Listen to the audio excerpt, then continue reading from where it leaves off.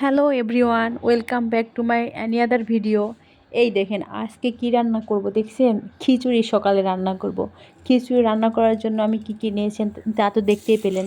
এখন কড়াইতে মরিচ দিয়ে দিব, কাঁচা মরিচ মাঝখান দিয়ে কেটে দিব, তাহলে কিন্তু ভালো হয় রান্না করা। তারপর মরিচগুলো হালকা ভাজা হয়ে গেলে সাথে সাথে ধুয়ে রাখা চাউল আর ডাল ভালোভাবে দিয়ে দিব। তারপরে আদার্স যেগুলো ছিল আর কি, আলু, তারপরে পেঁয়াজ, একটা বেগুন ছিল, ওইটা কেটে ধুয়ে পরিষ্কার করে ওই চুলোর মধ্যে দিয়ে দিব। সবগুলো দিয়ে ভালোভাবে কষাই নেব। সবগুলো উপকরণগুলো ভালোভাবে ধুয়ে নিয়েছি।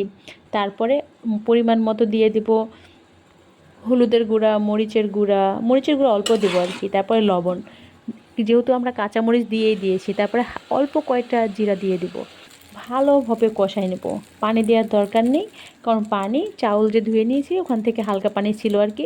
মশলা দিয়ে দিলাম 2 পিস, একটু এলাচ দিয়ে দিলাম। তারপরে ভালোভাবে জাল করব, অনেকক্ষণ ধরে কষাইতে থাকবো। কষানো হয়ে গেলে পরিমাণ মতো পানি দিয়ে দেব, যতটুকু পানি চাউল সিদ্ধর জন্য হয় আর কি। পানি দিয়ে দিলাম, নাড়নি দিয়ে নাড়তে থাকলাম।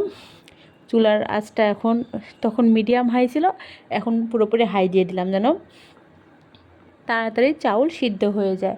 তাহলে কিন্তু তাড়াতাড়ি হয়েও যাবে। সুন্দরভাবে ঢেকে দিলাম, কারণ ঢেকে দিলে চাউল সিদ্ধ হয়ে যাবে। চাউল, ডাল, আদার্স যেগুলো উপকরণ ছিল তাড়াতাড়ি হয়ে যাবে। এই দেখেন এখন বলক উঠছে, দেখাই যাচ্ছে কিন্তু ভেতর দিয়ে বলক উঠে গেছে।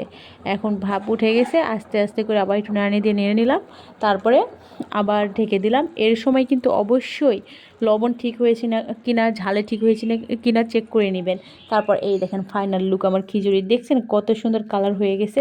আর একটু সময় রাখলাম, তারপরে দেখেন কত সুন্দর খিচুড়ি কালার হয়ে গেছে। খেতে কিন্তু ভারী মজার ছিল বন্ধুরা।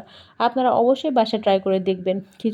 ভুনা খিচুড়ি এভাবে রান্না করলে কিন্তু গোস্ত মাছ ছাড়াই অনেক মজা লাগে।